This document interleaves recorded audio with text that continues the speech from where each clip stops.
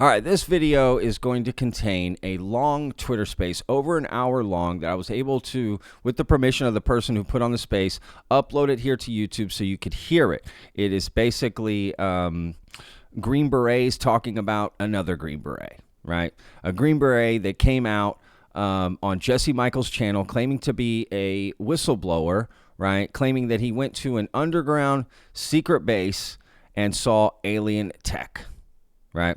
And he came out, and a bunch of the Green Berets had a conversation about him, right? And you'll get to hear it. Now, included in that conversation, you will hear conversations, or they kind of mix it in with the other Green Beret, the Las Vegas Cybertruck bomber, right? And they just, it's kind of all mixed in there, right? But it's mainly around Randy Anderson. That's his name, right, from the Jesse Michaels interview. So I'm going to play a quick clip from the Jesse Michaels interview so you have an idea of who that is. And then we'll get to the Twitter space. Our technology is well ahead of what people know. Because where I was, right place, right time, I saw some of that. You occasionally still work at Area 51, right? We call it the test site or the test range. Area 51 is just one component of that entire huge sprawling compound. During that time, a green orb type object had flown over, and that was where the weird shit started. We moved on down another hallway, and it had a marking on the wall and said Offworld technology. That's insane. Metallic, basketball-sized sphere. Looked like it was just levitating above the podium. It looked unnatural. I'm looking at it, and it almost looked like a mirage type of effect. And above that display screen were these hieroglyphic symbols that I started to see appear. This is encoded in something deeper. Way deeper. Welcome to maybe the most mind-blowing interview we've ever done at American Alchemy. It's with a Green Beret named Randy Anderson. Randy is an American badass. He's a complete physical specimen, having completed the notorious SEER and Q Special Forces qualification courses, both of which have very high failure rates. He's also an 18 Bravo Special Forces weapons sergeant who knows how to operate just about every gun under the sun. He wouldn't let me bring this up in our interview because of how much he cares about maintaining a humble, quiet Green Beret attitude, but there's a lot more I can say about Randy's battlefield accomplishments. Out of respect for him, I will leave that a mystery for you to speculate on. But why are we talking about Randy now? And why has he agreed to go on record? Well, for the purposes of this episode and our channel, which covers the nature of reality, in March of 2014, Randy was taken to a secret underground facility called the Offworld Technology Division at Naval Surface Warfare Center, Crane. What he saw there changed his view of American technological capabilities and his worldview and understanding of humanity and its place in the universe forever. And now it might change your understanding of all of these things as well.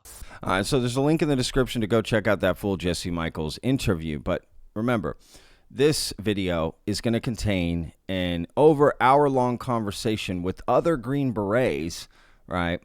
Kind of questioning some of Randy's claims of being a Green Beret, right? And some of the things. And again, these are experts. These are veterans. They're allowed to talk about it, okay? I got to ask a couple questions at the end, but this entirely is just veterans talking about Randy, and I think they have every right to do that. Right. So, these are also heroes, right? Why can't they talk about it too? So before we get to that, I just want to say who runs the space. So his name is The Average Chris, right? As you can see right here.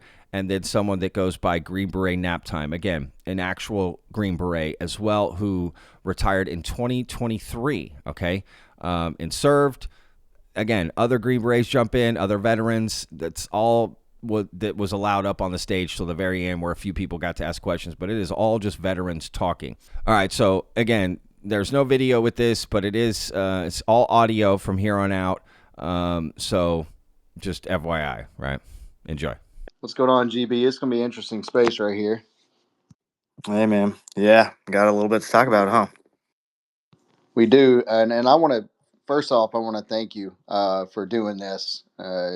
Just to have somebody that's been in the same career field to bounce, this information off of is pretty crucial.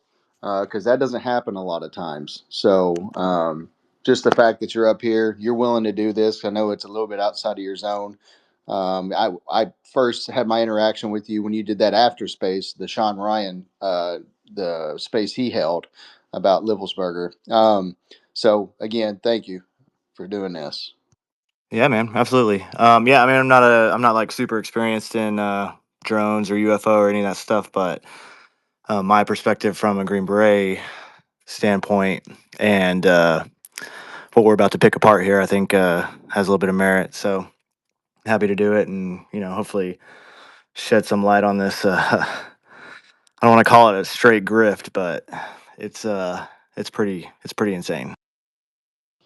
Definitely. There's been some information that's come out today that's raised some major red flags. I posted about some of it earlier when I had a break at work, but it's quite the story, right? And the first thing that I didn't want to do is just I didn't want to degrade it right off the bat. I was hoping, as somebody that's special forces that served like he did, I was really hoping that this wasn't going to be a bunch of red flags right off the bat. But it's only a 24 hours into this, and a lot of stuff has come out, and we're going to dive a little bit into it. And I want to tell everybody in the audience that's going to be in here. So right now it's going to be me and GB talking. I don't know if GB knows any other former, Green Berets or JSOC guys or whatever that are in the space. If you are or you are a veteran, eventually, I would like to bring you up if you have something to, if you have something to input. But we're going to do a breakdown first and get GB's take on it.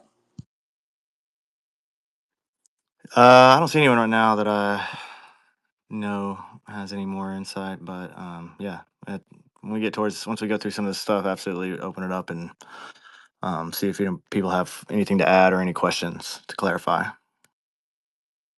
Nice, nice. So we'll just kind of start it off. For people that aren't familiar, we're going to have a mixture of the UFO Twitter crowd in here that pays attention to UFOs, UAP daily, and all the news that breaks in it. My boy Vetted down there, he's one of those guys. Like he's been reporting on it. Red Panda Koala, he's been in the game for a while. There's quite a few people, and then we're going to have people on the other side, veterans and whatnot. So there's going to be some intertwining right here. So just to kind of give it a start. So Jesse Michaels is a kind of a popular podcaster. He has a channel on YouTube and whatnot.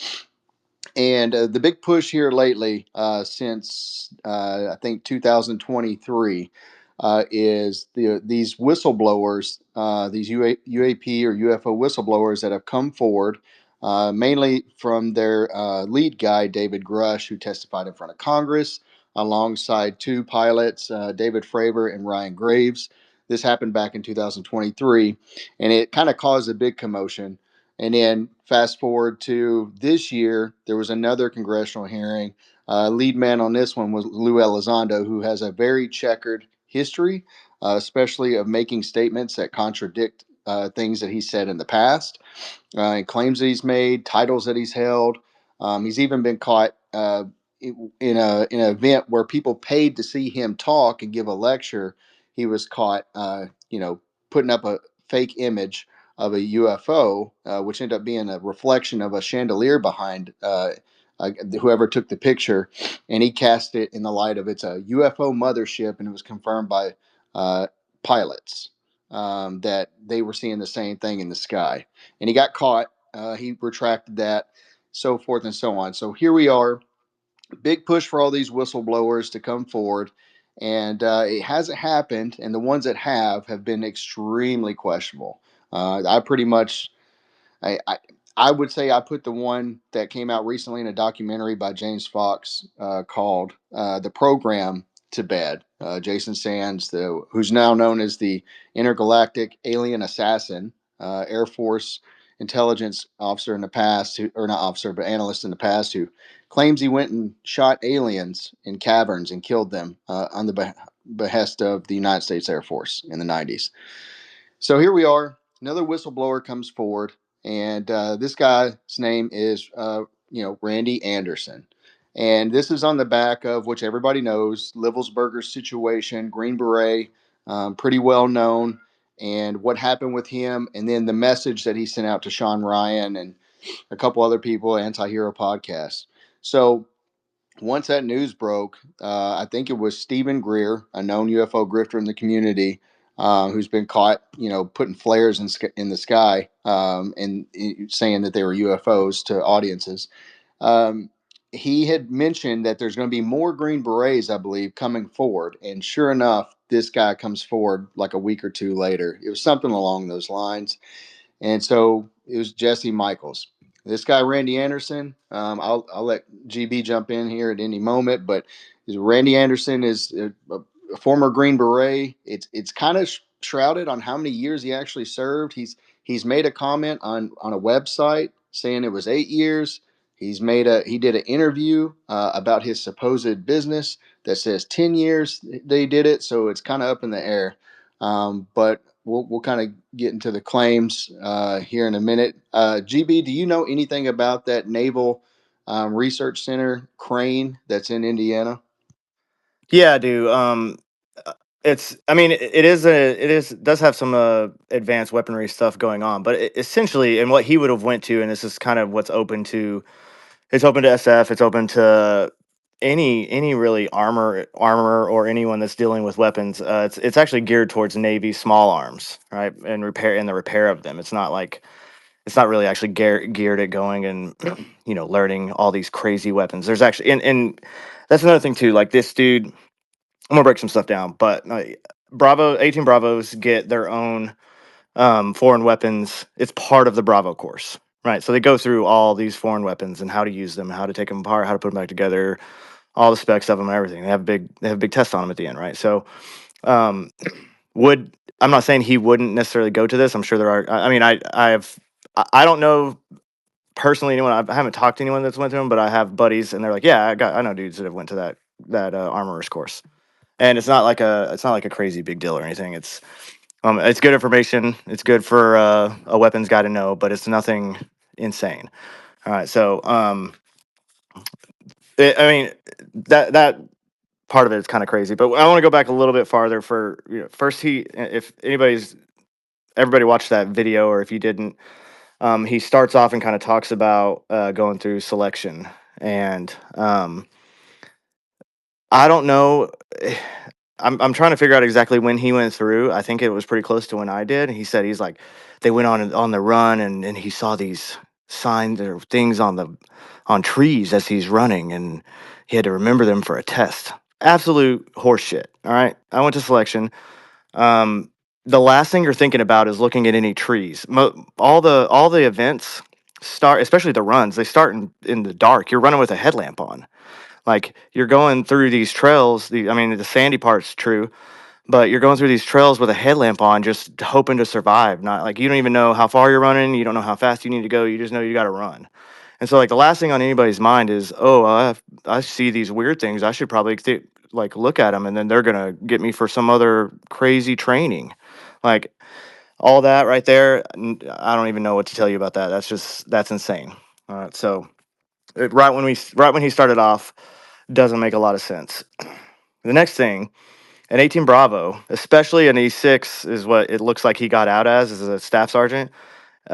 There's zero chance he had anything above a secret clearance. All right. So for everybody, not trying to insult anybody's intelligence, but like SF teams, generally, not everybody on the team has a top secret. Very few, actually. The team leader will, the team sergeant probably will, most of the time will, and then the 180 Alpha, which is the warrant officer, will, and the Fox. All right. They will all have the Fox is the intel sergeant for the team. They'll all have a top secret generally, or if they don't have one, they will be in the process of getting one for their position. But everybody else, I mean, I only ever had a secret, and 18 series dudes, most of us don't even want anything higher than that because it's just extra bullshit you have to go through. All right, like no one's sitting there like, oh, I really want my top secret so that they can ask my kindergarten teachers how I was and talk to all my friends, and like it's just not something that we want to deal with. So this like view of this, the way he's talking and stuff, and him and some random other Green Beret that he never spoke to again after that, like went to this course that's actually a pretty well known course that armorers go to, and then all of a sudden they went down into a basement on an elevator way underground to this secret laboratory and got shown all this stuff for no reason.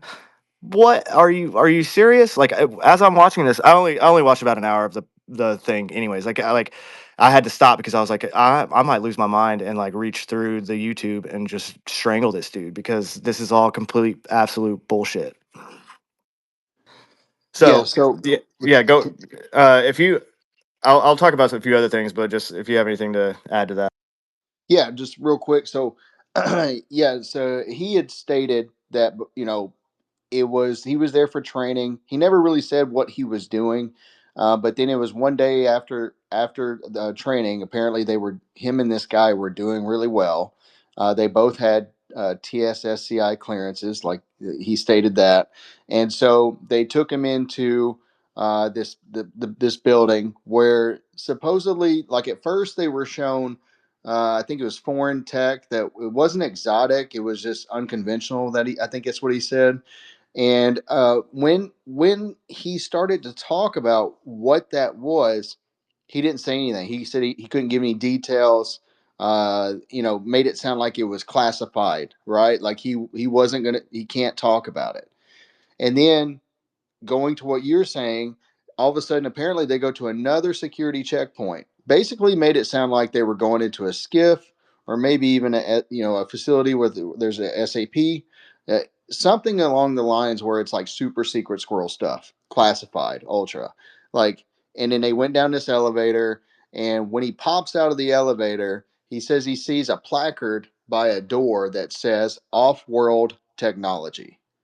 But he says it looks like it could be replaced. So I'm assuming it's like a placard that they put, in offices by doors. So kind of getting into that technology. But here's the thing so the technology, yeah, it's supposed to be off world. But let's discuss the major red flag that stuck out right there to me is the fact that if you can't talk about something that is just basically, foreign adversary technology, if munitions or whatnot, whatever he was dealing with, if you can't discuss those details in the setting that you were in before you went to the ultra classified side, and then you go down some elevator and then you see something that says off-world technology, and then you're introduced to two things that are like, you know should be like way classified more than what he saw initially, but he can give details of that. Makes no sense whatsoever. That violates, like, even if this was true, that would violate every single thing that he's ever signed NDA wise. If he did have a clearance, like unauthorized disclosure on a damn podcast instead of like going through proper channels, like in the IC, ICIG or something along those lines. He can't talk about Chinese or Russian, munitions, but he can give you details about the ultra classified UFO stuff. Major red flag. That's just not how it works. Period. So Right. And so again, like I was a course manager for a SWIC course, and again I only had a secret clearance, but I would visit the TSOCs to talk to them about everything that was going on and how they were functioning with their SF their counterpart SF group for their AO and all this kind of stuff, and just make sure that we were coordinating correctly with the TSOCs to make sure that we were putting out the best information in our course, right? Whenever I did that and we went into the skiff, the skiff locks down because I only have a secret. So they had to close everything up. They had to put everything away. They changed the damn lights to let everyone know that someone that doesn't have a top secret is coming in to the skiff. And so like it's literally this whole thing. And we had to like wait outside the door and be like, okay, well, wait till they're all ready.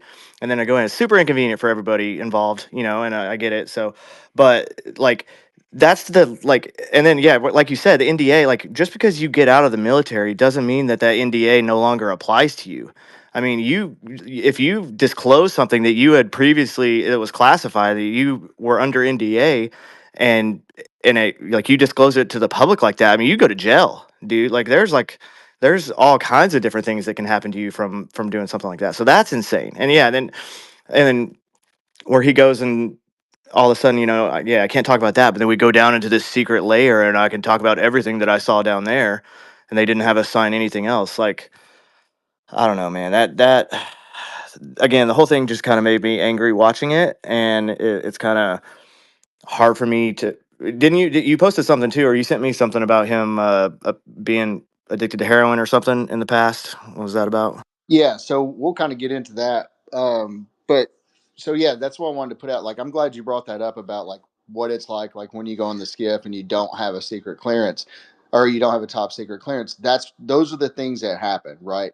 So and even so, if he even let's entertain the thought that he had a TSSCI like he claimed, then when you officially get that clearance and you get indocked, then you sign an NDA, and that NDA follows you everywhere, right? And that's not counting any other NDAs that you would sign working in other programs, if they're special access programs or whatnot. Like that's just the baseline paperwork. Like so, the fact that you can that you're just going out here and blabbing this kind of stuff that's supposedly classified makes no sense, and that's where the red flags go up. Like, either, hey, you did something really bad here and you shouldn't have said this, or B, you're making this up.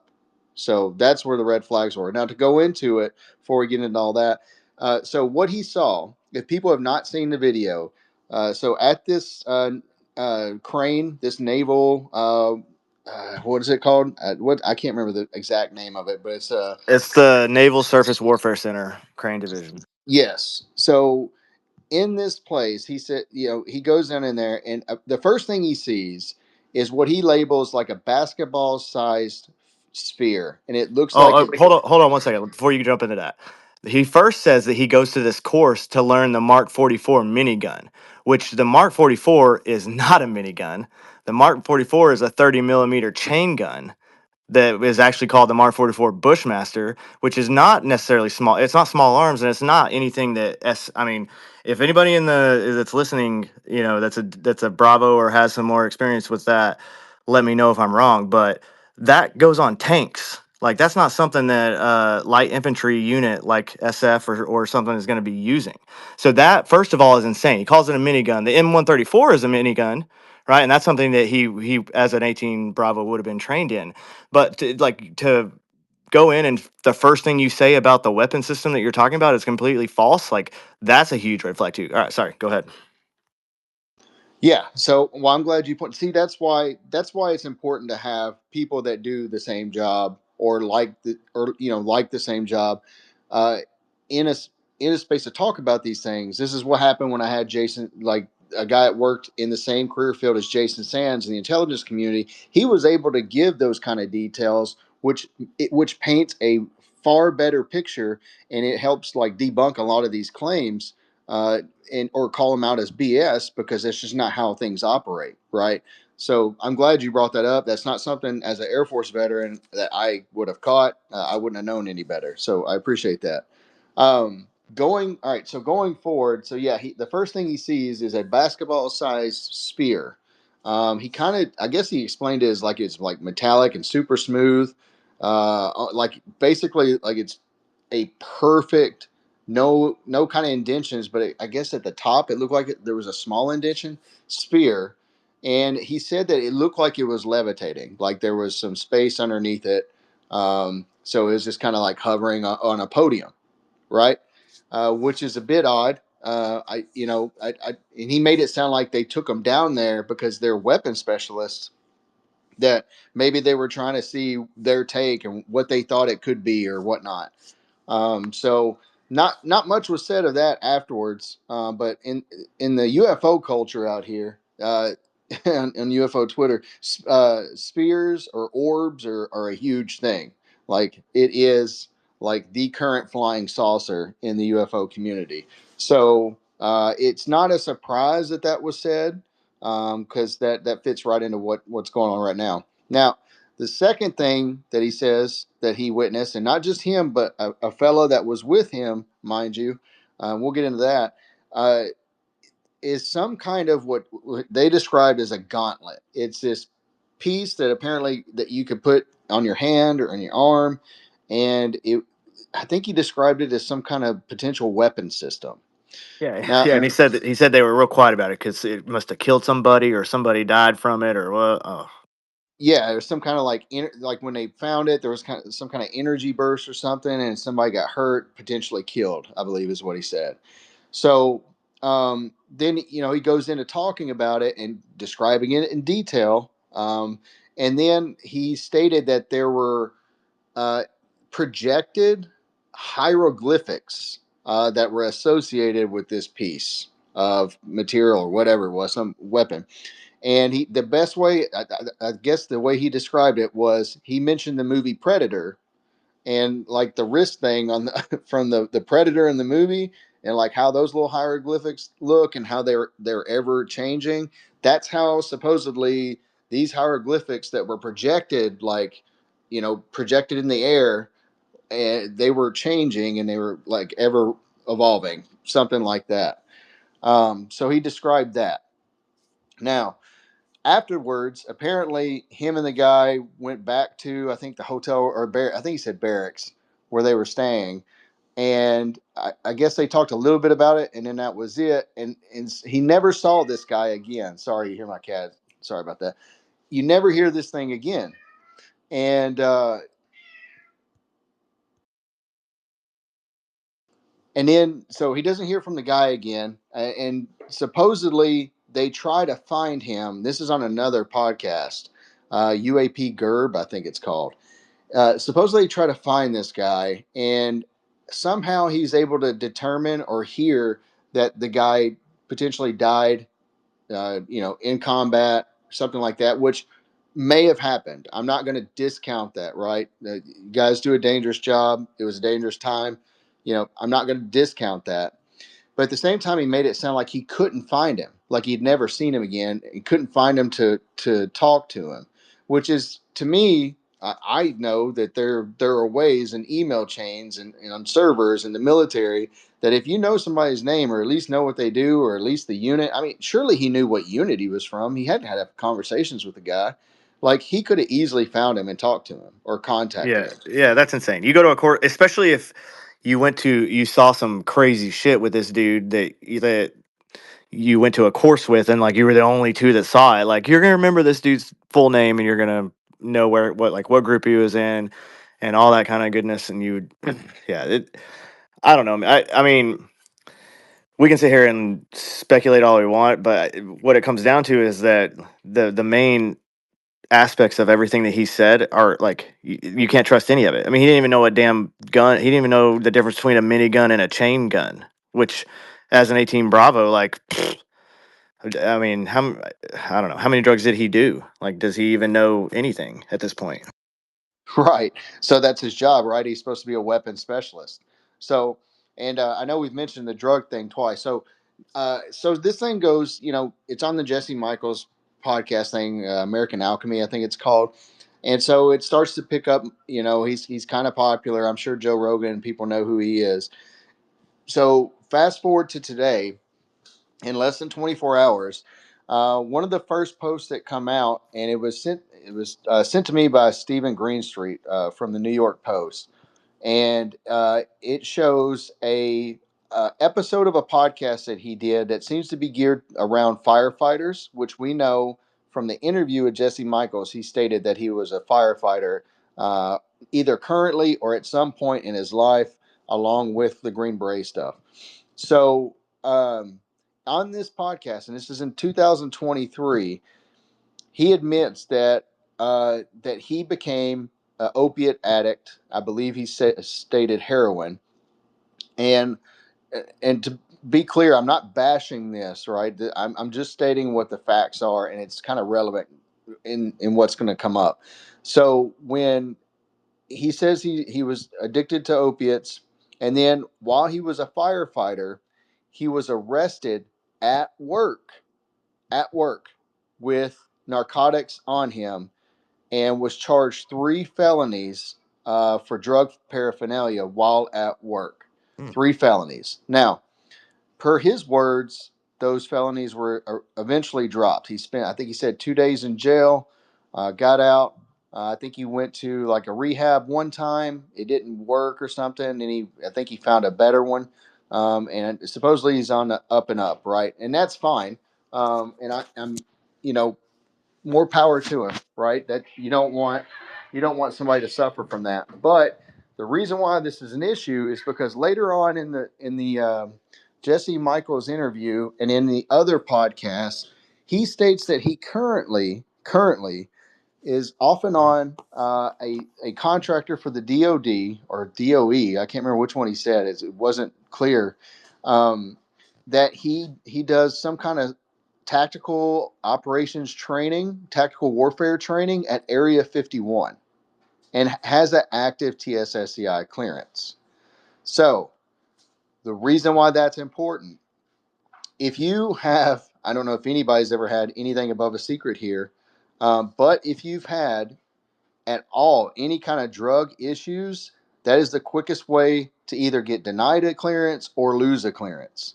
You can do the rehab thing, that's fine, but it ultimately you're going to lose the clearance anyways. I literally have known people that have admitted to just using marijuana a few times more than probably what was would be accepted, and they didn't get their clearance. Okay, they take that very serious. So your drug history, if you have one, is most likely going to disqualify you for a clearance, especially if you already have one. That's important because if a guy's making a claim that he works for the Department of Defense and going to Area 51 doing tactical warfare training, then that means, like he stated, he has an active clearance. That's not possible. There's just no way that can even work. So fast forward, come to find out that he did a news interview, and the clip that I was talking about where he stated that he did, he was a Green Beret for 10 years. That interview was actually for his company called Bravo One. I think it has something to do with teaching people, I don't know, like gun safety and stuff like that. Which I mean that's right up his alley, right? A weapons specialist or whatever.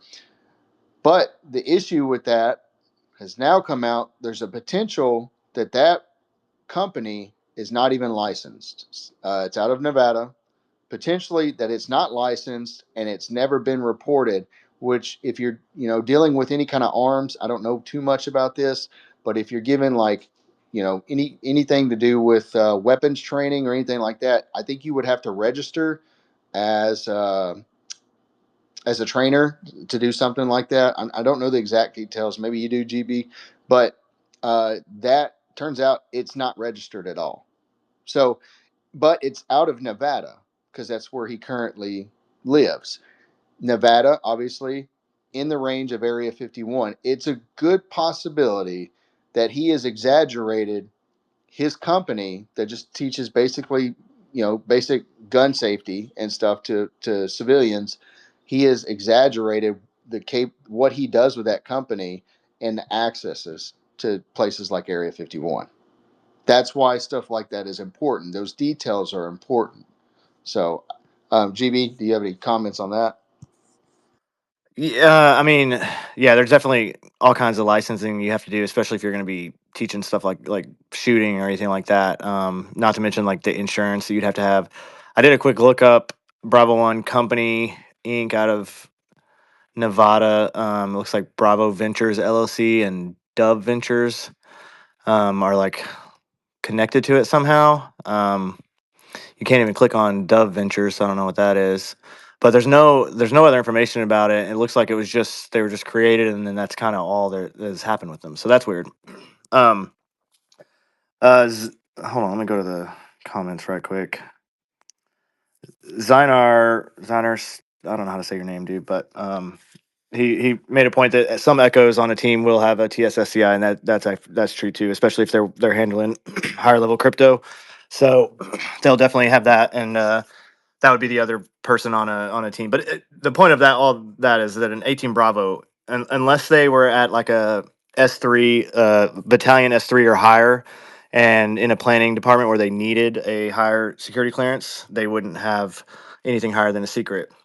And then another thing, there's no UAP programs under USASOC, right? So USASOC for those of you who don't know, is the United States Army Special Operations Command. So that's what is over SF. So Special Forces Command is going to be right under USASOC, and there's no like, and this kind of to coincide with the Matt Livelsberger thing, and that email, and I did a thread on that email to kind of break down some of the weird stuff from the email and a lot of stuff that doesn't make sense. And then at the end, him saying he has a TSSCI and he was in a UAP, unacknowledged special access program, which again, like if you're in an unacknowledged SAP, like you're not talking about that because it's literally that would be like talking about that you're like, I'm a black ops operator and I kill people for a living, and like what, like no, okay dude, then you like wouldn't be talking about it right now to anybody.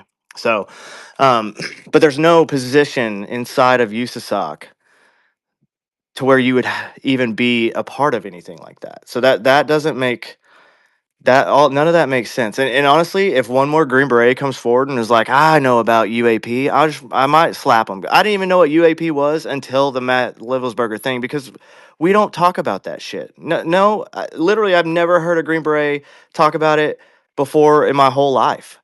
And so that is super weird to me. And now this all of a sudden is a thing, right? And then like Green Berets don't get like higher level drone courses either.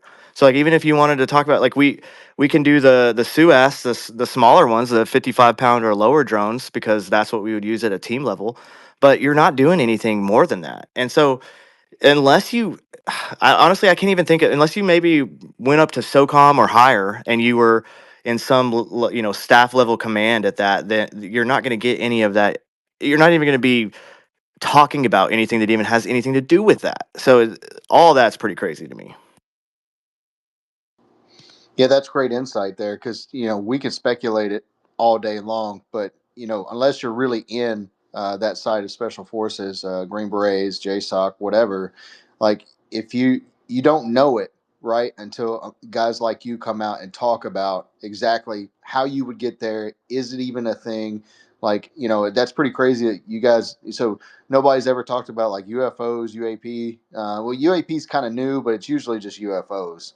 UAP has just been termed lately by the DoD, but yeah, I Dude, mean, dude, if you walked into a team room and started talking about UFOs, they'd be like, "Get your shit and get out in the hallway."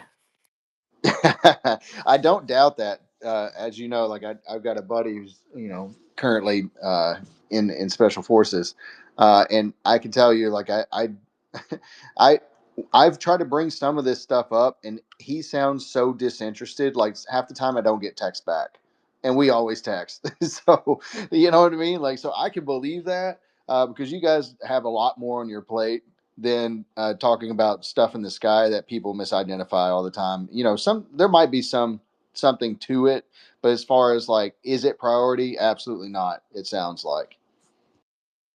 Yeah, absolutely. I mean, there's so much more. There's so much going when you're on a team and you're operational that like that's the last thing anyone's talking about. I mean, you're trying to keep up just to make sure that you have everything done and all the certifications you have to get and everything done before you go on your next trip. I mean, OpTempo is a little bit slower now. I think they just recently switched from a 12-month to a 24-month. But like you're still, my day I mean, I got back from one trip I was back for a month and went on another trip and then came back. I went so quick that I had to like get a official memo signed from the colonel to make sure that I could go on the third trip that I went on because technically I didn't have enough dwell time. Like you just don't have time to sit here and talk about UFOs because and that's another thing. Like if you watch that podcast, they use a lot of language like how did you feel when you walked in the room? And he's like ominous, and I feel like bro, no Green Beret is gonna talk like that. Like what, dude? Like you walk in, we care about things that you can see and you can touch and things that like can kill you because that's what really matters. Like some sphere that might have controlled a spaceship that crashed. If even if they like even if say these dudes brought me and they're like, hey, come look at this, and they were like, this sphere was in this spacecraft that crashed. I'd be like, okay. Can we use it to like kill the enemy? And they'd be like, no. And I'd be like, okay, well then why the hell am I here? I just laughed. Yeah, I mean, it makes complete sense. I'd be a little bit wow, but yeah, I could see in your position, and that's supposedly the reason why he was there. Like, how can these weapons? Because he's a weapons specialist. How can this apply to me? Like, is this like, does it go boom? Can I shoot it at the enemy? Can I toss it at the enemy? Like, what can I do with it? That makes the most sense for sure. Yeah, and I'm not gonna sugarcoat things. Like we're not that awesome. SFD, I mean, yeah, we get a lot of training and more training than a lot of people get, but like there is way more specialized units than we are. I mean, you go up to JSOC and you talk about TFO or you talk about some of these other units and some of the training that they get. Like they're not bringing a staff sergeant Green Beret, like a staff sergeant 18 Bravo to test these weapon systems out. They're going to bring, like, if that was even a thing that happened, it would be a CAG operator that had used every weapon known to man and been in conflicts in different continents for his whole life. Like that, like it'd be like picking a guy from a random junior on from an infantry squad and just being like, hey, we're going to teach you how to fly this spaceship, and he's like, I'm not even a pilot, and they're like, okay, well, cool, come look at it. On the money for sure. Um, if you don't mind, GB, I know Ranger had requested to come up here and talk. Ranger, do you want to just chime in, or if you have any questions or anything? Yeah, Yeah, I go just ahead, have a man. quick question for GB. Hey, man, do you think there's a thing to the Jedburg angle?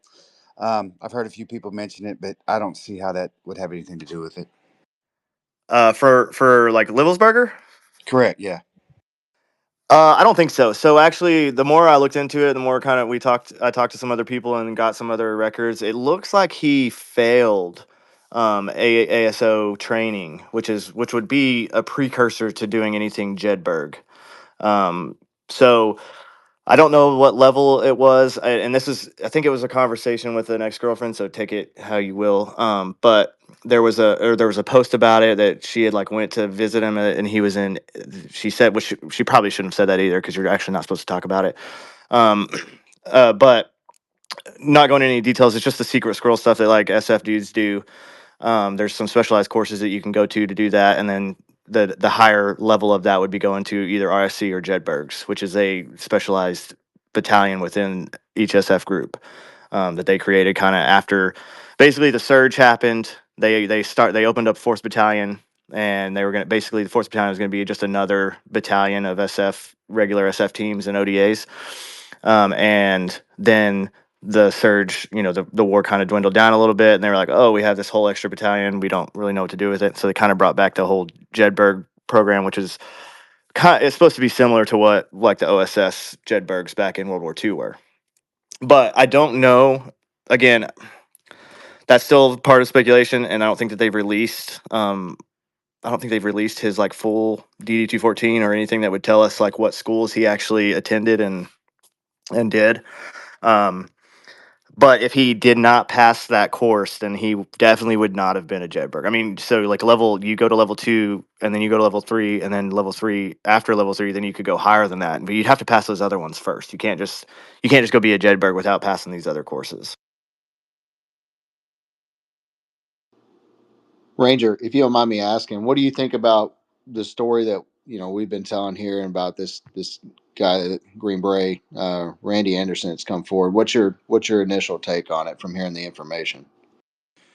Well, I was McChrystal's medic as part of his his PSD when he was the JSOC commander for Task Force 626. I worked with everybody, man. I was the senior task force medic for JSOC. So we had orange guys, we had ISA, we had NSA, we had CAG, blue, you name it. And I've never seen or heard anything like that. UAPs, UFOs, any type of training for operators to go to study that shit. So that whole entire thing baffles me, kind of like it does GB. So yeah, I don't have any clue what any of that's about. My whole thing that I'm scratching my head over, and a lot of people are with that whole issue, is uh, just the operational and tactical stuff that was not something that you would do if you were being followed. And there's several other inconsistencies. And now you hear the interview from his widow saying that this none of this was anticipated. He had none of the problems that people were saying. There was no problems in their marriage. The DNA was a match. So it just doesn't make any sense, man. And it sucks that a lot of it's going to get buried and we'll never know. Yeah, I mean that's. I broke down. I mean, I'm as convinced as you can be with the information we have that either he was an unwilling participant or like some form of patsy in what happened, and that's just because everything was just so off. Like literally, for me, for everything to happen in the way that it happened, it seems like someone read Wikipedia on how to do certain things and then they like enacted it themselves and made a terrible movie about it and like they screwed everything up. That's how I feel when I look at everything that supposedly happened with this. And it just none of it makes sense. So that's why it's really hard, and it's just really hard for me to understand how a Green Beret is, whether or not he had some of the courses that we initially kind of thought he did or not, how you're still so sloppy and so do things so horribly. I mean, like every Green Beret still knows what what like how to do an explosive and how to like you can make a better bomb at $150 with 150 bucks at a going into any hardware store than you could to that he made out of fireworks. Like that's just something like the fireworks thing doesn't make any sense. Everybody knows that. Like what It are you was going to do with supposed to not fireworks? make sense. Yeah, I mean, I guess that's right, but yeah. So yeah, there's so many inconsistencies and so many things that don't make sense about it that's what bothers me. It It's like was you very almost answered all your own questions. Green Berets don't do any of those things. it was very Right, amateurish and we for a professional. 100%, and like they also whether you're like even a normal person, like even my one of my sisters would probably know that you don't look up how to make a bomb on ChatGPT. Like that. Like they're looking at that shit. Yeah, and they're probably using it. God help us if they weaponize that. I don't know. Yeah, that's all wild. But I definitely think that this Randy Anderson. I have feelers out. I had to work today, so I didn't have like a whole lot to talk. I talked to a few people this evening about him, and they're kind of digging in to see if they can find anything else about him or what he did or his time. I mean, it's generally a pretty small community, so everybody kind of knows. You're within a few, people of separation from knowing somebody, or at least knowing their reputation. So if I get anything new about him, I'll post that. But Yo, sir.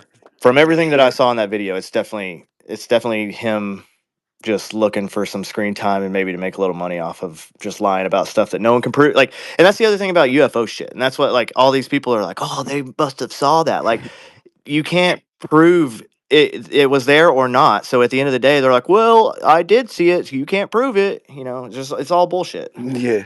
Yo, dude. For that guy, he was on television too. So there's credibility to what you're saying, man. Like hitting the limelight and shit. But did you see the video of if whether it's him or not in the vehicle, like moving his head and shit? And then the fact that they said he used the Desert Eagle, like that goes over a lot of folks' heads.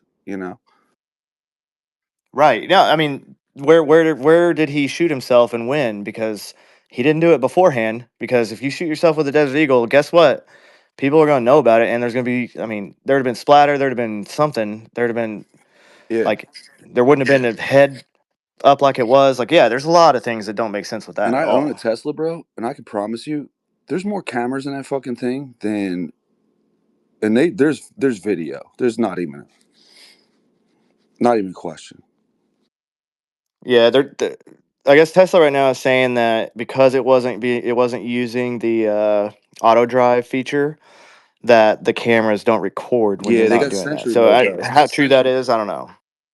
Yeah, fair enough, man. Who gives a shit? Like whether to get that information out or not, it's like irrelevant. It's just this is like one of them things, man. It's like scripted by like a kindergartner. Doesn't make any fucking sense. And like implement it to do what?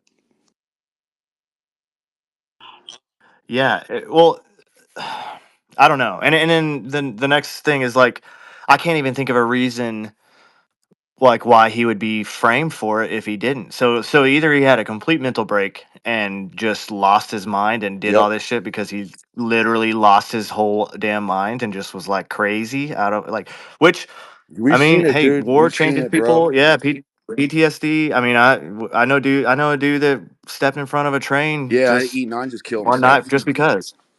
Fucking crazy, man. Dude was one of my heroes, bro. Yeah. So yeah, it's just. But again, I can't think of anything like even if he was doing involved in the Ukraine Russia conflict, which he probably was in some facet at least. And I don't know. Again, we'd have to see, where he was, like what unit he was with, and his position in that unit. If he was in, something in staff level position of 110, he may have been involved in some things that were happening in Yeah, we'll Ukraine. never know though. But I still We'll can't. never know.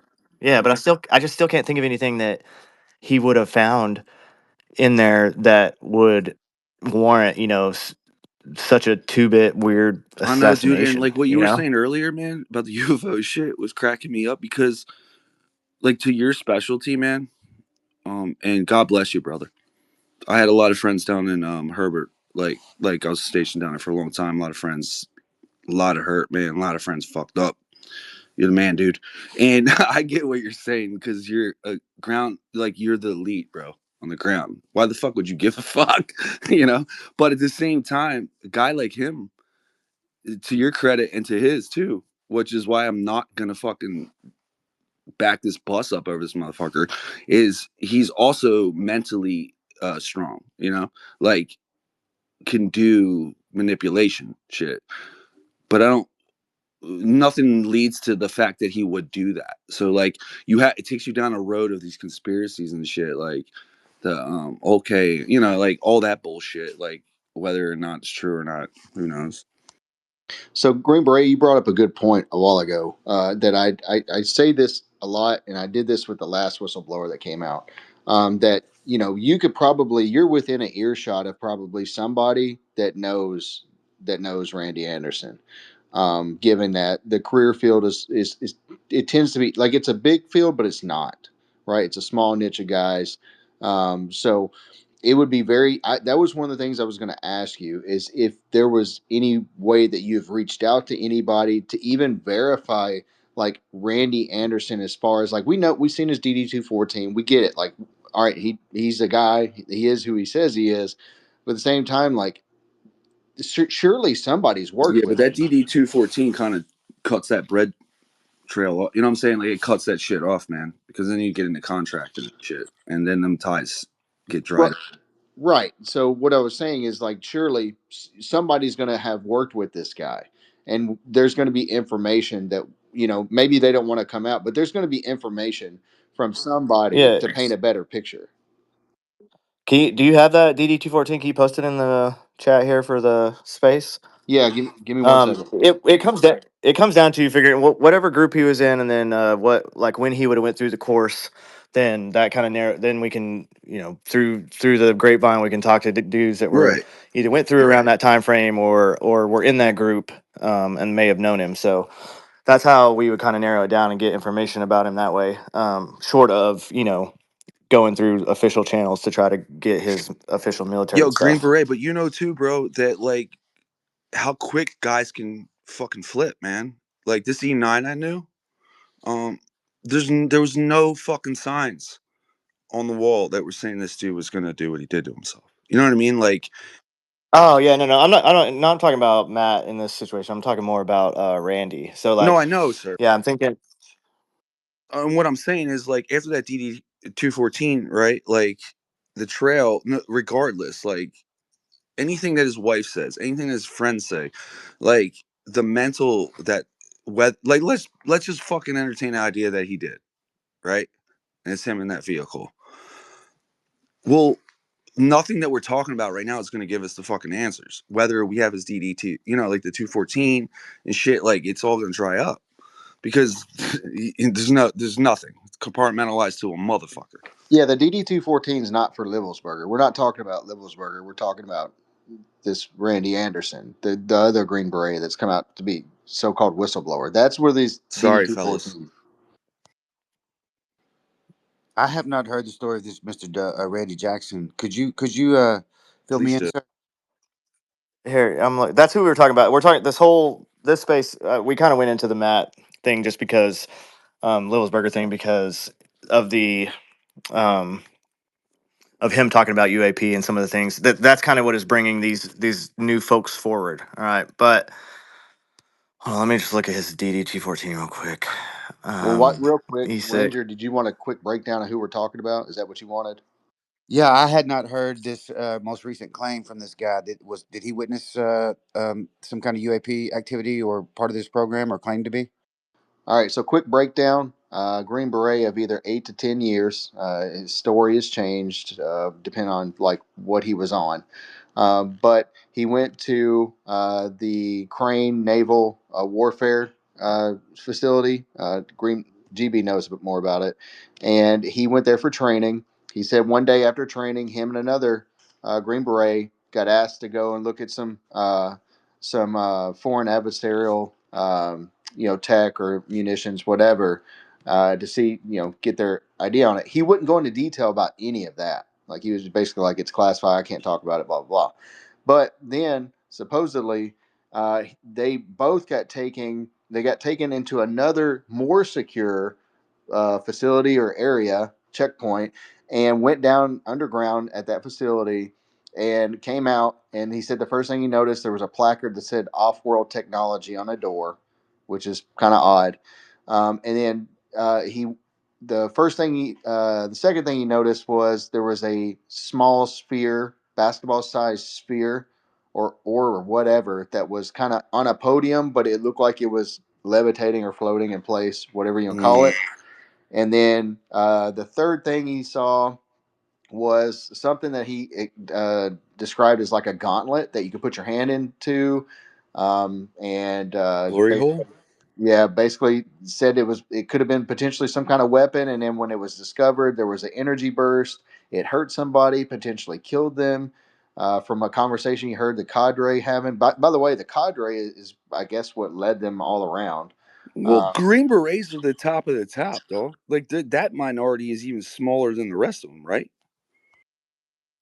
there's tiers higher than Sure, SF. sir, but like straight up, man, like you eat at the top a little bit, though. You know, a lot, and that community is so goddamn small, man. Like, how the fuck could like I was just listening, like the Green Beret training in itself sounds astronomically difficult, like fucking insane. Yeah, so yeah, Ranger, that's what he experienced. He said that the gauntlet had some kind of hieroglyphics projected into the air, like like some Marvel Iron Man's shit, and it was changing. There were hieroglyphs, and they were rotating or whatever, and that was basically it. And then they were showed out, and then I guess he went to the barracks. Him and that guy talked a little bit, and he said he never saw the guy again and couldn't find him. But then heard that he could potentially be dead or killed in combat. They don't know. So that's kind of the breakdown of what has occurred. But then since that aired yesterday, it's been from his own mouth. He said that he was arrested at the fire department he was working at This at, for don't mind me asking, where was this? which part? The part where he saw all of this technology and stuff underground. Crane, the naval. It was Hey, GB, yeah. is that the It's one in Muscatatuck here in Indiana? yeah, the Naval Surface Warfare I Center, know where Crane it's at. Division. I'm Yeah, about an hour and a half south of it.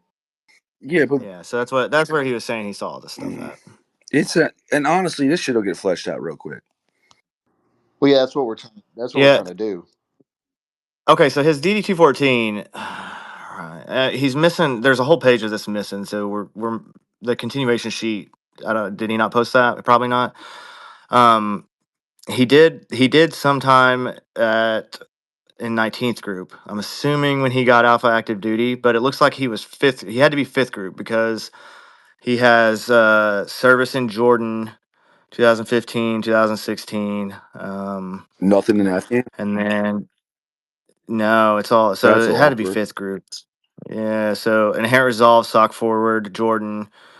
Yeah, title 10. Like, bro, like a guy of your specialty, you got how the fuck were you not Afghan in 2015? Regardless, I mean, I get y'all do your tours and shit, but just Jordan, 10th you know? group's AO is in Europe, man. 5th group handles Middle East. No, I get it, and Jordan falls into that. No, well, so everyone kind of took, especially so 14, 15 was still the time where Afghanistan was kind of still going. Now third group up until about 15 when we switched back to Africa was heavy Dude, in were you Afghanistan. down in Kenya in 20? Nah, I shouldn't say. But yeah, back and forth from Kandahar to Bagram for me, man. Them 2 years. I was I was in Afghanistan, but yeah, I don't want to go into a bunch of Fuck detail no, about all Yeah, dude. that. But Fuck it, no. hold I'm on, just hold saying on, it's awkward doctor. that guy wasn't in that country on his DD 214. You know what I'm saying? yeah, I mean that's what if we're missing the whole continuation page, which would have. Let's see, because that looks the trip it has on there was the 15 trip. So if he did any time after that, then we're missing that information on there. But it does actually no, it looks like that 2015 on his record of service. There was 9 months, 2015 into 2016, three, and then he separated in 3 months into 2016. That's what it looks like. I don't know. I'm not the best at No, reading but dude, like the DD214s, amount of man. time it Out right takes y'all to there. get to where you're at, sir, it almost like the math doesn't add up. Like His purse yeah. tempo would give you a better idea of where he's been. The DD-14 is kind of hard to figure out when it comes to that. The purse tempo would better. So here's the thing that's thrown me off too. So in the episode, apparently he had shown Jesse Michaels, like they had talked about his deployments, but he asked that none of that deployment information be public. Smart. But why would he do that? Yeah, I mean, yeah, I understand that. That's not really weird to me to not want to talk about all the. I mean, I don't necessarily mind talking about like where I've been. I probably wouldn't like go into specifics of any Nope. of it.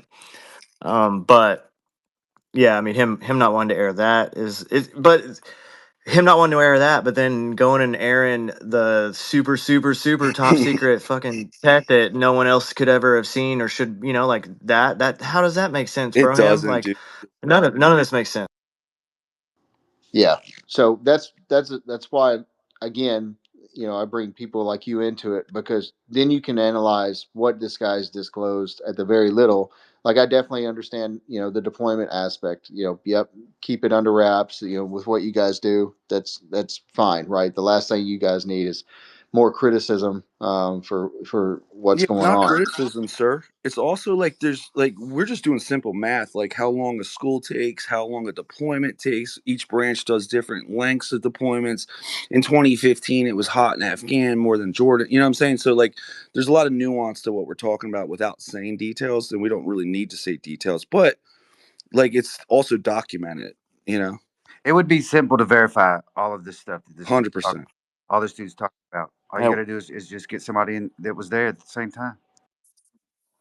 yeah. I mean, I'll post something if I find out anything more about him from the grapevine. He's probably honestly taken more time out of our lives than we ever Yeah, should and have that's given my him. point, man. Hey Jacob, you asked about DEWs. I don't know what that is. Does anybody else know what that Direct is? energy weapons. Ah, yeah. I don't, man. Get ready for this I'm quantum like, shit. yeah, like ODAs, man. Like that's not something that we would ever deal. We, Basically, we, that's what an LRAS is. yeah, but yeah. I mean, okay, but again, like if you talk to your average Green Beret, like we get proficient in our weapon systems that we use on a daily basis, and you'll have your. This is my experience with SF dudes. There's regardless of whether they're a Bravo or Delta or whatever they are on a team, there's always like a dude that just loves guns and everything about guns and all the new guns and all the new gear, and he's like all about it. And he goes all in. And most of us were just Yeah, like I'm gonna learn job. these guns that I shoot all the time, and then I'm gonna be really good at those. And then like when I get my personal weapons, like they're gonna be kind of similar to what I already am proficient with because why am I going to reinvent the wheel? That's another thing about the Matt Levelsberger thing. Like, no Green Beret's buying a damn Desert Eagle 50, dude. This ain't a Guy Ritchie And movie. bro, most don't know you guys for for that very reason that you're very good at just doing what you do well. And when I am describing UGB, I tell people it's like the original Roadhouse. I've hung out with you motherfuckers. You guys are the best, dude. It's literally like walking around with fucking superheroes, man. So I love Have y'all. you ever heard any other good explanation for the buckshot, the 75 pounds of that? Why it wasn't used, or you know? No, I don't. I mean, a lot of it honestly seemed like in the some of the stuff that they found from his phone, it seemed like he just wanted to go out and go to the Grand Canyon and set off his stuff and die. That's what it sounded like from those initial or the things from his phone.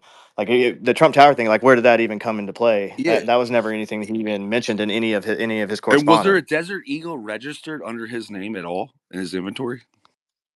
Yeah, he bought apparently. So I actually we have I know a few guys and they know some gun store owners in Colorado that they were thinking might have been on his route, and so they're trying to figure out if they could get the information if he actually did buy those.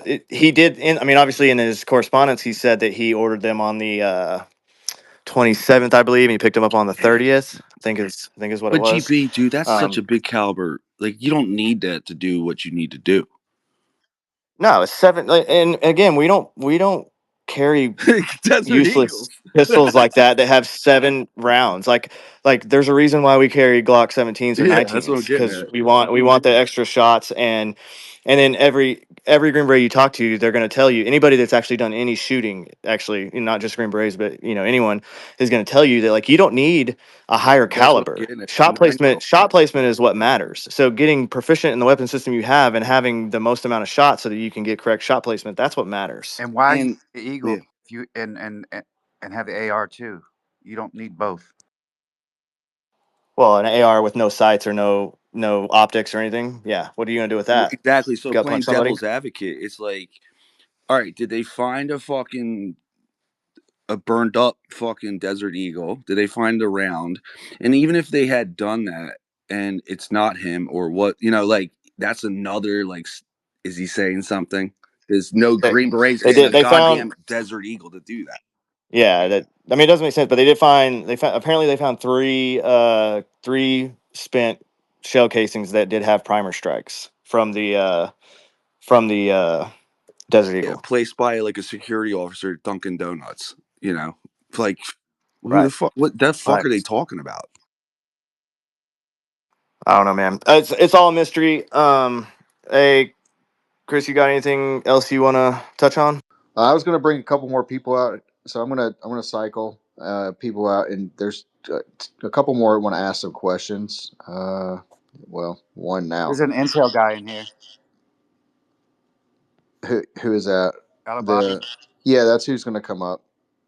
I'll Well, drop. where'd he go?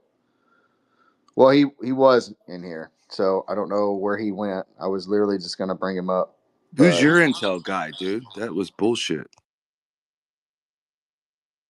who are you talking about? You, man. I'm just kidding. Like, you have an intel guy. Oh, well, I am an intel guy, That's but awesome, dude. so I'm gonna bring. I don't know who this is. I'm gonna bring him up real quick, and then I'm gonna bring up. Oh, there he is. Hold on. A body. If you want to go ahead, I know you've been waiting for a while.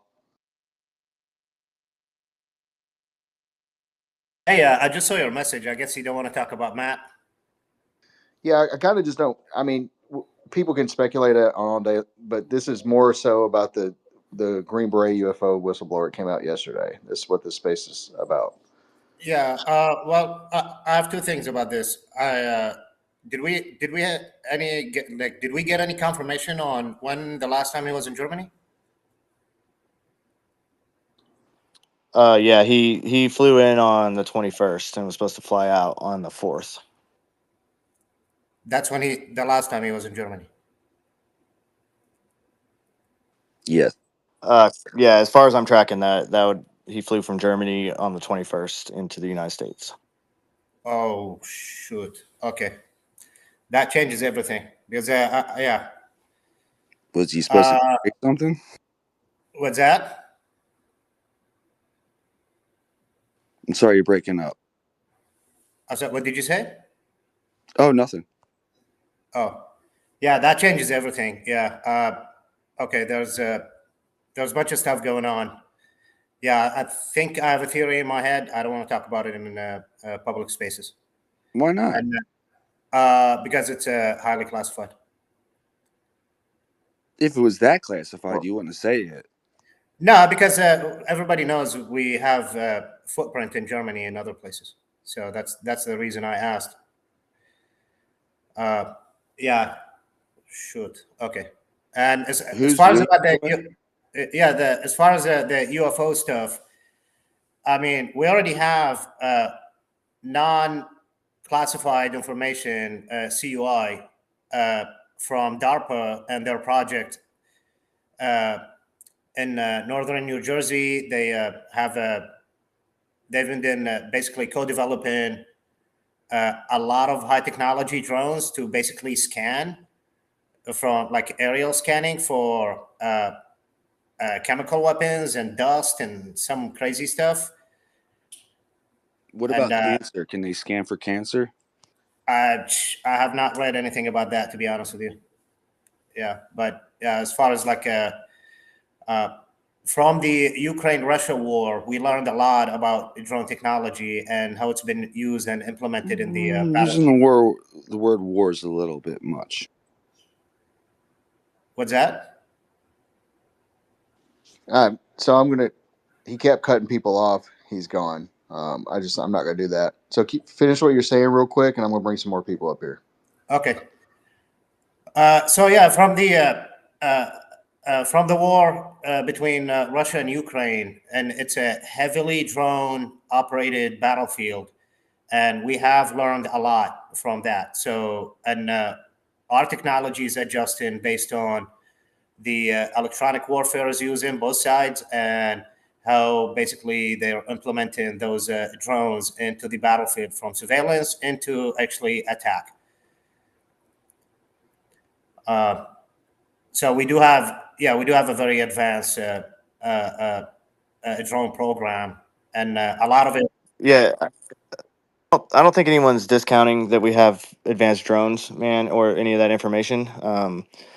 What we're discounting is that a 18 Bravo that was, highest level of staff sergeant with which would have been a secret clearance, would have had any access to any of that information whatsoever. As far as this Randy Anderson goes, Matt, again, I don't know what he was involved with, but it's still, even at his level, I still don't think he would have been involved with anything at that. But GB, when did you get out? Because there's some changes happened in the past about 10 years. 23. You got out in 23 because a lot of Green Berets and special operations, they actually start getting TSSCI for multiple different reasons. Yeah, but this had happened with him. I think in what was it, 2014? I can't remember. It was a while back. So Yeah, the Randy Anderson was back. I think it said it was like 2014. He showed a picture of him. He was still in what's it called? ACUs. yeah, I noticed that too. Yeah, so it's been a minute. So that wouldn't have applied to him if that's what you're insinuating. But real quick, it's gonna. I don't want to stay on too much longer and get off task. A couple more people, GB, and then I guess we'll go ahead and we'll cut it off. If you're cool with that. Yeah, All man. right. I think it's called Zinner. If I butcher it, sorry. Zinerist. Go ahead. It's all good. I just wanted to clarify about the Afghan stuff on this DD-214 or the lack thereof it. I was at fifth group. I got there in 2013, and my team got back from Afghanistan like a week after I got there, and that was pretty much the last tour that fifth group did to Afghanistan. We had completely switched to just the Middle East. So if he were in fifth group, it looked like he was in 19th group and got attached to fifth group to go to Jordan. That totally makes sense because by 2015, a lot of us were starting to go into Syria and Turkey, and we needed more support in the back, and we weren't going to give 19th group guys slots into Syria when there's only so few of us already in there. So for him to go to Jordan made sense because we had sock forward in Jordan was probably right on the other side of the border with that 10th, and they probably needed a lot of backside support. So his deployment to Jordan totally makes sense, and his lack of going to Jordan totally makes sense if 19th group was supporting 5th group at the time, because we had pretty much stopped all tours to Afghanistan by 2014.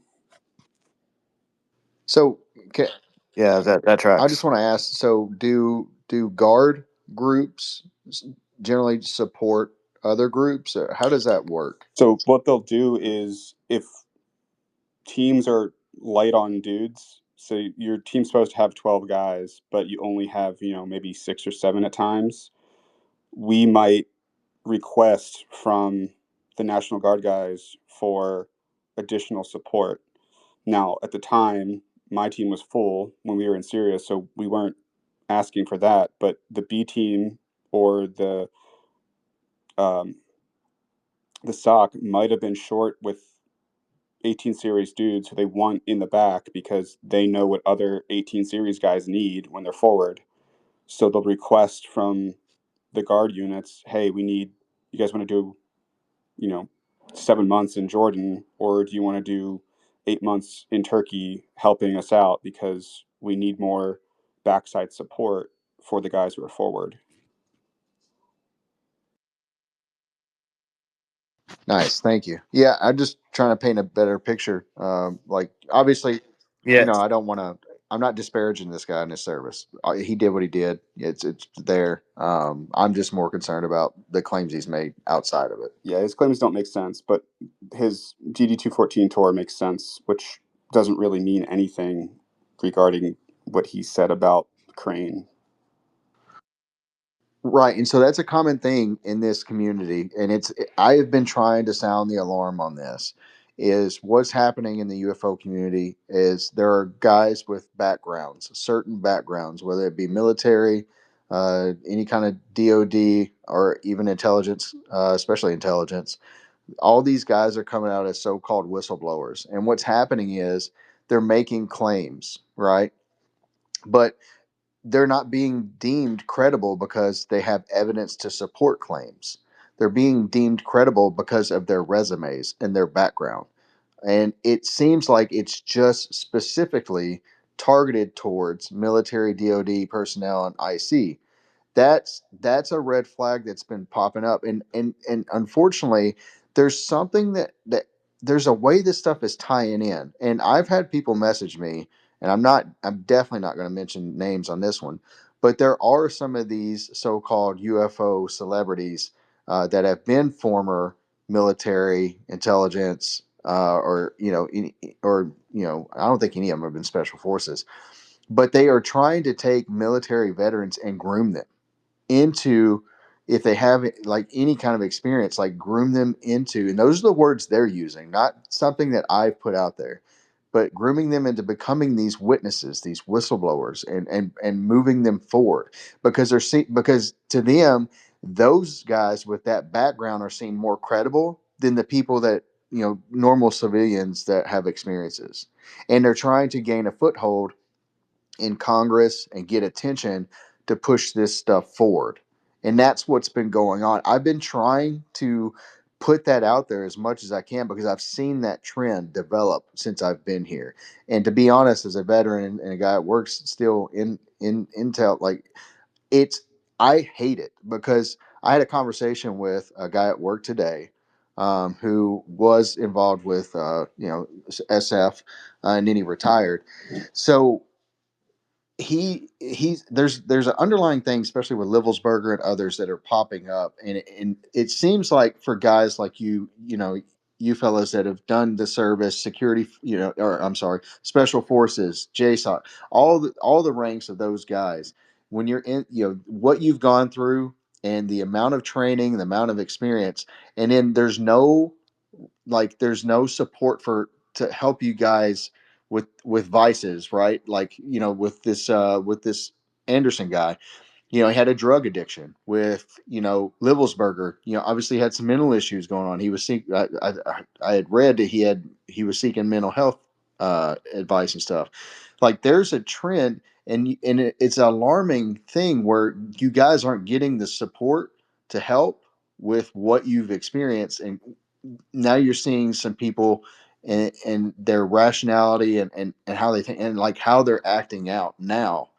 We kind of talked about that today, and it's actually quite alarming. When I was at Travis Air Force Base, mind you, I'm an Air Force veteran. I didn't do anything, um, but when I was at Travis Air Force Base, there was a guy that came back from a deployment, and he lived on base. It was right across the street from me in the dorms. Came back, and his mother-in-law and his mother-in-law and his wife lived with him, obviously, and he came back, killed both of them, and killed himself. Like there is a real issue underlying all of this, but it's I think that it's being put forward and brought attention to, but people aren't paying attention to the fact that there's a real issue there. Yeah, there's also a lot more today, a lot more help and a lot more I guess services that and then Green Berets know about all this stuff now. Especially, there's been a big push, not only by just your units, but by like big like SF Command and higher to make sure that like everybody kind of knows like, hey, if you're having issues, if you're having weird, if you're having mental issues or whatever, like there you can go to these anonymous things, you can get the help you need, and it's not going to affect. Because so the big problem was, especially during the surge, and then when there was a lot of war going on, was dudes, they if they thought if they came forward and said that they had issues or anything like that, or anything at all, even marriage issues, like whatever it was, that they would get dropped from a team, they would lose their clearance, they would get and to a lot of these guys, all this is all they knew, this is all they know, this is all they care about. I mean, I know plenty of them, and that especially the career guys that are in for the long haul, that are in deft. Those dudes, like that's all they think about when they're walking through the grocery store getting their groceries. They're thinking about the training they're going to do for the next trip that they're going on. So on and so forth. So when they have these issues, they think, if I go forward with them or I say anything, then there's a chance that I'll lose this, and this is what's the most important thing to me.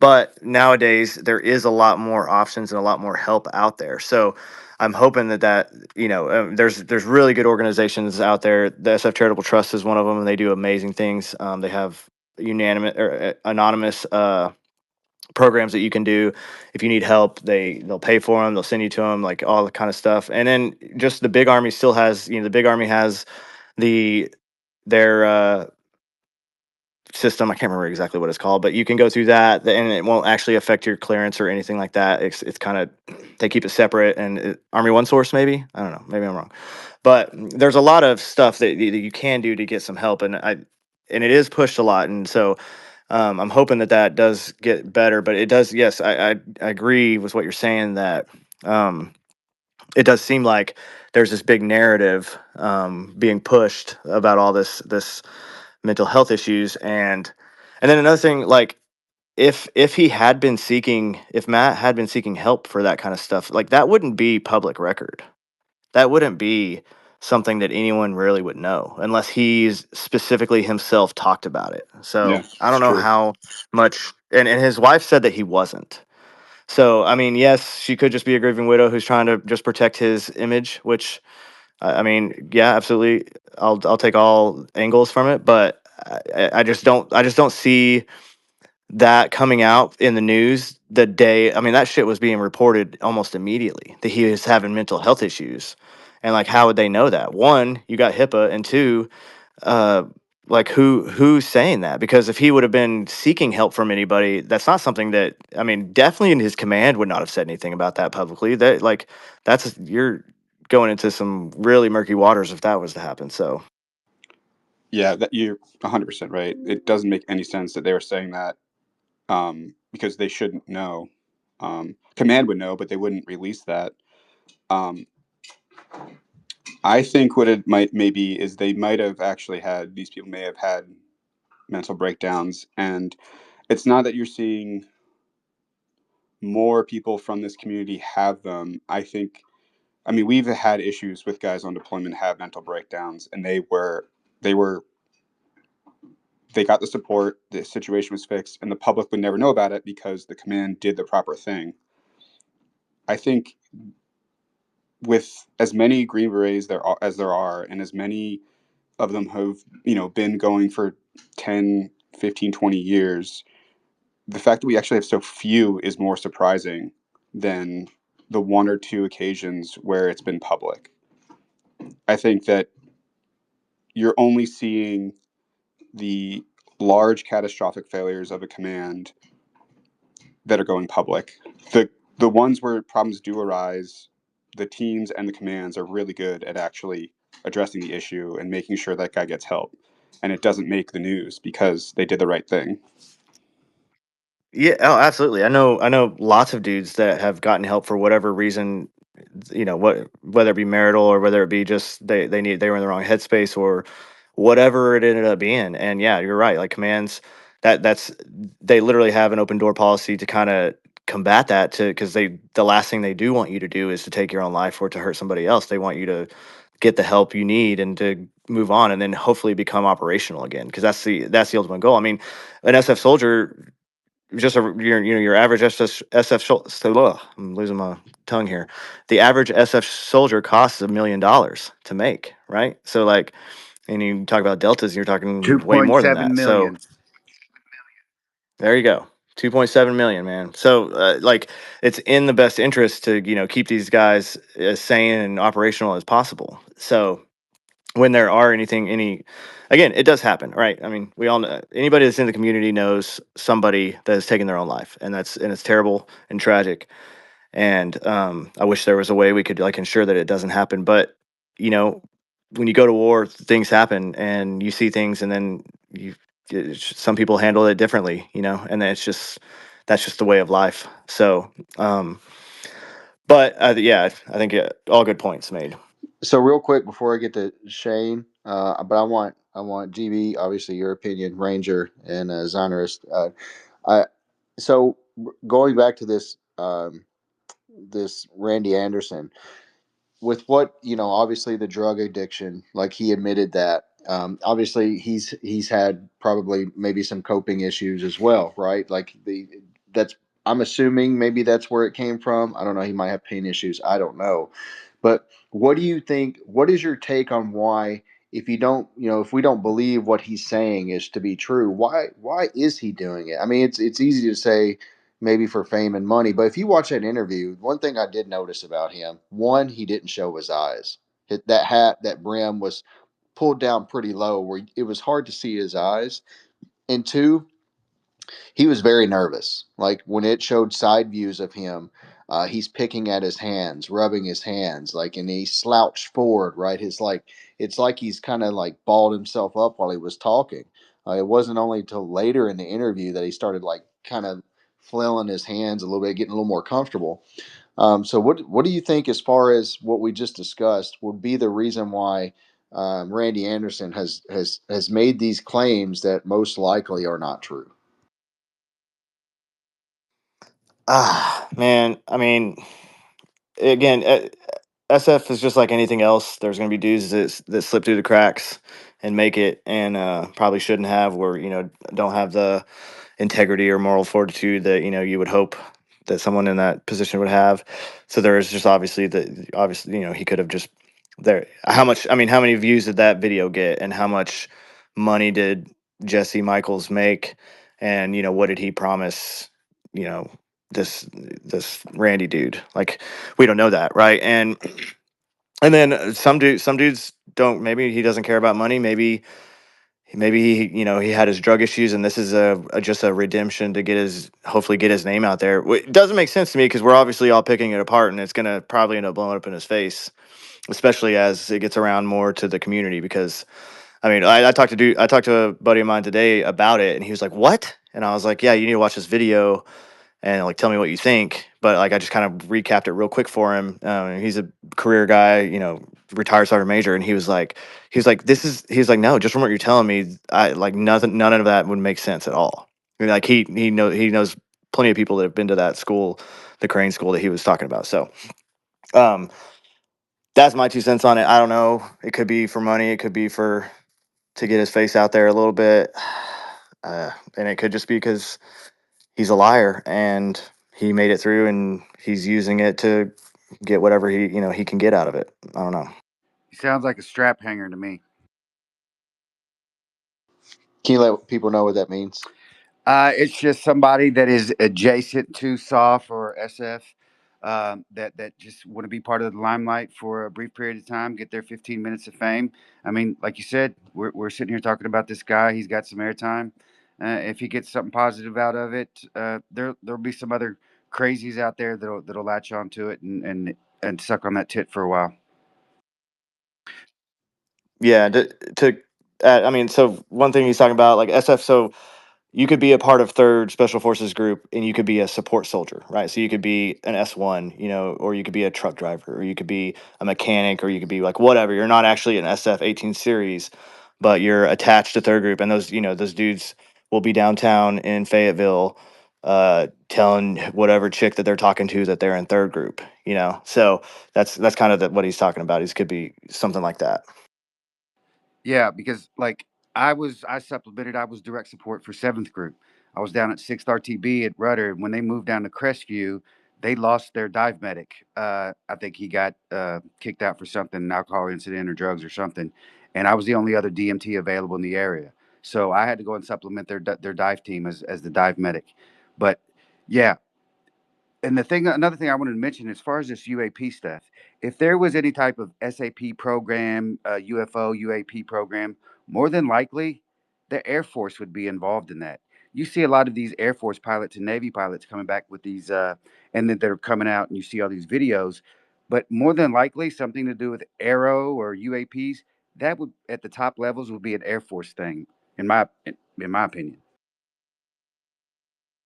I don't disagree with that, but over the course of the history of this UFO topic, especially here over the past decade, the Navy has been really uh, in, invested in this. There's been guys from Navy intelligence that are very invested in this UFO ordeal. The former head of UAPTF, which is the office that was before Arrow, Jay Stratton, he's been with Navy for I don't know how many years. I think in a civilian capacity. I don't know if he actually served. I haven't looked that deep into it. But the Navy's heavily involved in the UAP topic for sure.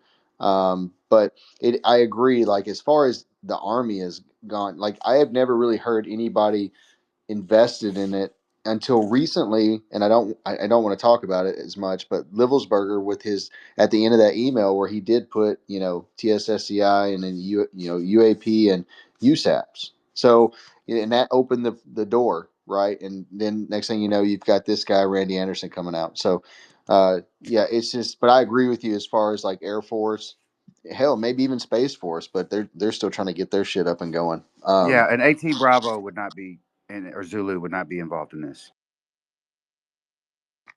No, I mean there's no IMTO position for that and for any SF. So like yeah, like I said, I had to look up what UAP was whenever this all started because I had never even heard it before because like that's just not a realm that we even operate in or think about. So Awesome. Zyners, you have any thoughts? And I'm going to Shane pop up here, ask a question or whatever. Yeah, I think the only thing that Green Berets would get involved with aircraft is you're a JTAC and you're nerding out on what an F-15 can do and what bombs they can carry. We don't care about UAPs. That is so far out there and removed from what we're actually doing that none of us are looking at that or doing any programs with that. So a little bit background about me. I'm like the skeptic in this little UFO community. And so just for the record, I didn't even know GB until the Sean Ryan after show that or after space he did. And I just went up there and asked questions. I tagged him in the post about Randy Anderson. And that's kind of how we got to talking. But you other fellas, this is the first time I've ever met you. So I just want to be clear. This is not like in a planned smear campaign. It's getting the guys that have been in this type of situation and done these jobs in here to discuss what those duties look like, how they operate, and get a good baseline of, hey, is this guy full of it or not? And then, like I've stated, just like in the intel community and like with this guy Jason Sands, the intergalactic alien assassin in the United States Air Force, he, the community is big but small at the same time, and you're within an earshot of people that have worked with those individuals, and that can speak about how were they at work, how what did their duties involve, like were they ever exposed to the same thing, things of that nature. And that's why, like, I hold these spaces. I'm really glad, GB, you agreed to do it, because this is hopefully going to, I know there's some people in here that have got podcasts that have been looking forward to this space, because it gives them a better idea. The average civilian that hasn't done this thing, it gives them an idea. Okay, well, here are the guys that have done the same job, and they're saying this guy's full of crap, right? So that's important, and I'm really glad you guys came in. I appreciate that. Shane, go ahead. Absolutely, man. Chris, best space you've ever done. I want to say the same thing. Thanks, Green Beret Naptime Rangers, on RS, everybody else who joined, to give an idea of what it's actually like in the military, especially near subsections of it. Ufology runs ripe with this kind of thing, where you have UFO heroes like Jesse Michaels or Louis Elizondo, or God forbid, Dr. Stephen Greer or Linda Moulton Howe, and they will interview military guys, and they'll say that they've gone deep into into cold jungles and fought crab monsters. Or Linda Moulton Howe will say that Spartan 1 and Spartan 2 were Navy SEALs in the Antarctic, but the two guys give Army Ranger ranks and no one cares about it. So it's really nice to hear from you guys. I know this kind of like isn't fun to talk about all the time, but I hope you guys stick around and can be a good resource to bring like common sense to here and show that these UFO heroes aren't vetting anyone at all. They're literally just running with these stories for, like Green Beret said, to make money off of Jesse Michaels is going to make probably a smooth 30, 40 grand off of that, looking at his analytics right now. He's tracking that at least, and he's not going to care. These people, they don't care. They just move on to the next thing. It takes people like Chris and like me and Vetted and other people that to try to like just show people what's going on. These people, they don't care about. It really made me sick to hear Chris talk about like people getting groomed to be UFO whistleblowers. It's disgusting. And I just really thank you guys for your time. And that's really all I got to say. Thank you. Awesome, Shane. Thanks a lot. I'm going to bring up Arthur and Vetted, and then we'll shut this down. Is that cool, GB? I know you got family and stuff, and you got to get out of here. But is that okay? Yeah, I got a couple minutes. All right, Arthur, if you can, just make it quick, and then Vetted. Just a quick question. So do we know, yes or no, if he was a Green Beret? Is that in his DD-214? Do we know that? Yes, it is on his DD-214. What group? Okay, What that was group? my main question. Do you know what group he was in? From it looks like 19th group. It looks like it is which is National Guard. So but again, we're not seeing the whole DD-214 here. So Yeah. If I knew what hard to group say. he was in, I could probably make a couple phone calls and find out real quick. That'd be great. Yeah, I think it looks like he is 19th, and then he was attached to 5th group for that Jordan deployment. And honestly, I'm nothing against National Guard dudes, right? But there's kind of a known thing in the community, like if you were a straight national, if you went, if you were active duty and then you went National Guard, that's one thing. But if you came in, went to the Q course, and then you went back to straight National Guard the whole time, it's just far less operational, I would say, than being an active duty guy. That is Oh, accurate. quick follow-up question for that. So if someone is a Green Beret, are they like always a Green Beret? Say they leave the military and become a civilian, can they still call themselves a Green Beret?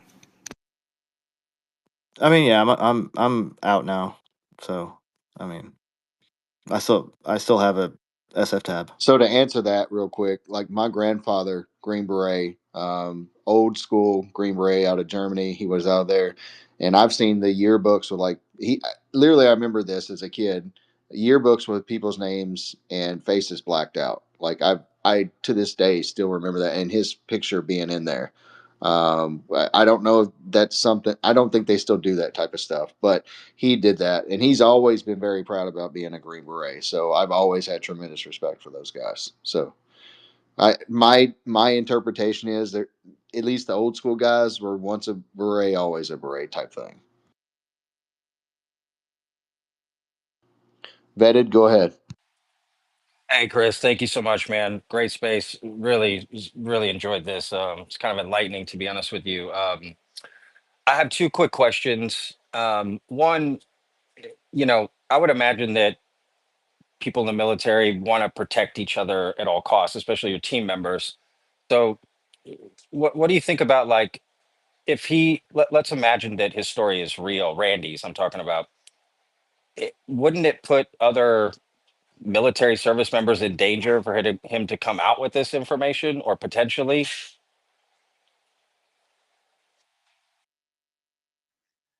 Sorry, say that one more time. Sorry. Yeah, sorry. I'm saying, if let's assume Randy's story is true, wouldn't him coming out and talking about, going down in this secret base and seeing this alien tech, like, is there any possibility that that would put other military members, like, you know at peril, or hurt them in some way? Because wouldn't it be, you guys want to protect each other at all costs, so is there any chance that that would, like, hurt y'all in some way? Does that make sense, what I'm saying? Yeah, well, I mean, just from having a clearance standpoint, like you just don't talk about like if you're doing stuff that's classified with your team, like you're not talking about that with anyone outside of your team for that very reason that you just stated, and that would I assume that's anybody that has a clearance, because you just don't mess around with your clearance, because if you lose your clearance, then now you can't even do the job that you're in anymore. So you just wouldn't play with that at all. And then two, he's very, his story is about, there's one other guy with him that he just randomly says was a Green Beret. You never talk to him again, and then you get no other. Then maybe he, like we said, maybe he's died in deployment at some point. So the one person that could verify his story is no longer able to verify his story. So I think we're just getting into more territory that um, he's obviously kind of made this stuff up. Whatever. He even talks about DMT, right? Like, Yeah. obviously he's been doing enough things that maybe his mind is just a little bit broken, and or he's just straight up lying because he wants to get money. But yes, to answer your question, we would not talk about something that could potentially put a teammate or somebody in peril. That would be absolutely Good. not okay, and that would get you blackballed from the community I for have a sure. good Yeah. example, GB.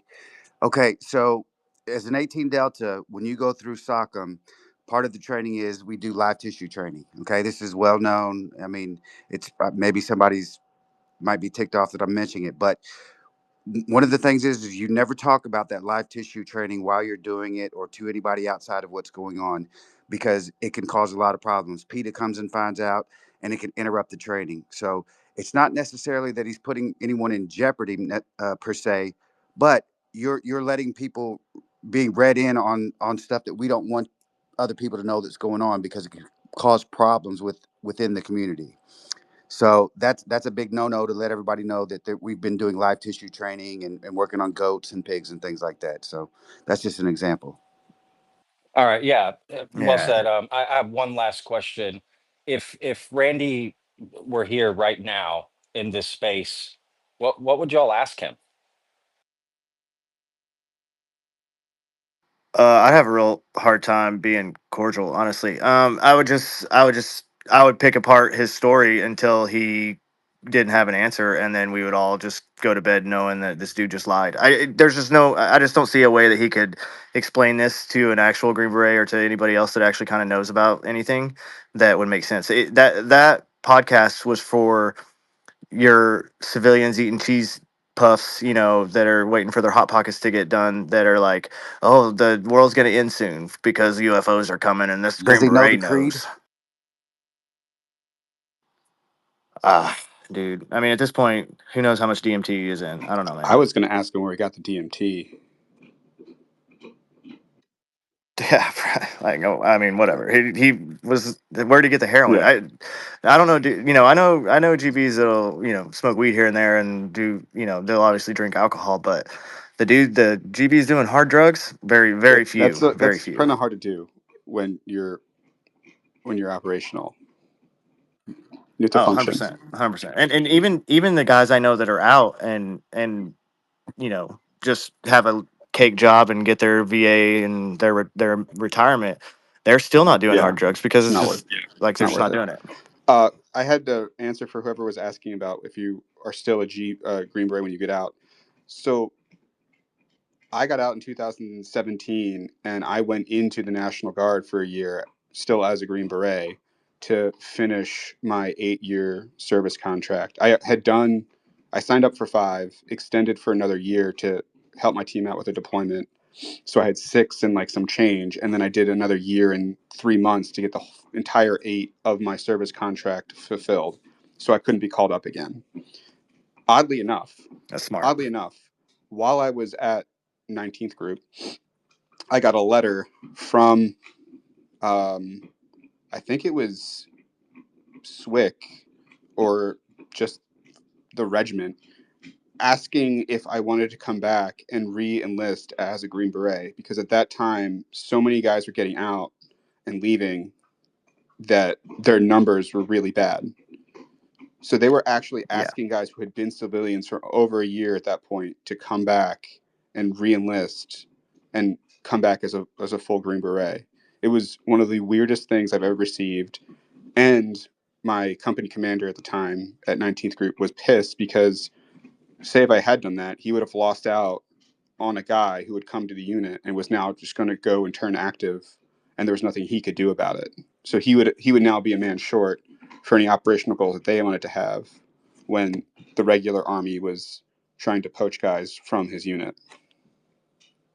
So Yeah, and to expand on that a little bit too, you can get your tab pulled after you're out. Say you did something really bad and you pissed off somebody, enough that was still active, or you pissed them off.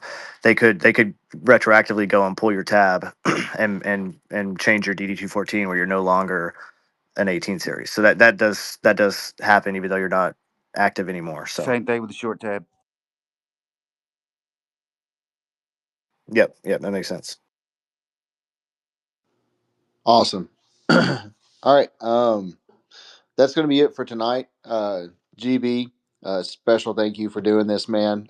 It's recorded, so by any means, if somebody wants to take this, put it out there. If there's something that was informational, that you know that can be put out there to maybe get some other Green Beret eyes on it, or anybody that worked with him, that would be great. I know Vetted was in here. He asked if he could use it. So yeah, it was going to be recorded all the way, anyways. I always record my spaces.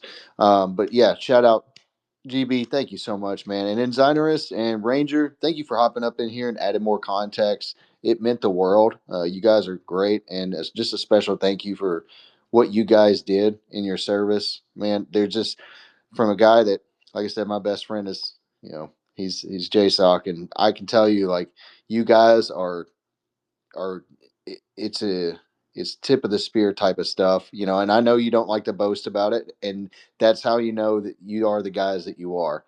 So special thank you for that, and we'll go ahead and shut this down if any of y'all have any final thoughts. No, man, thanks for having us. It was fun, man. Hope we got a little bit of knowledge out there to everybody, and just be careful who you listen to, and be careful what you take as gospel, because it can be picked apart pretty easy by dudes that are been around to know some things. Sua Sponte, the oppressor la Bayer, and Sin Paris. Absolutely. You'll have a good one. Thank you, guys. I live inside my own world of make-believe. Kids screaming in the cradles, profanities. I see the world through ice covered in ink and bleach. Cross out the ones who heard my cries and watched me weep.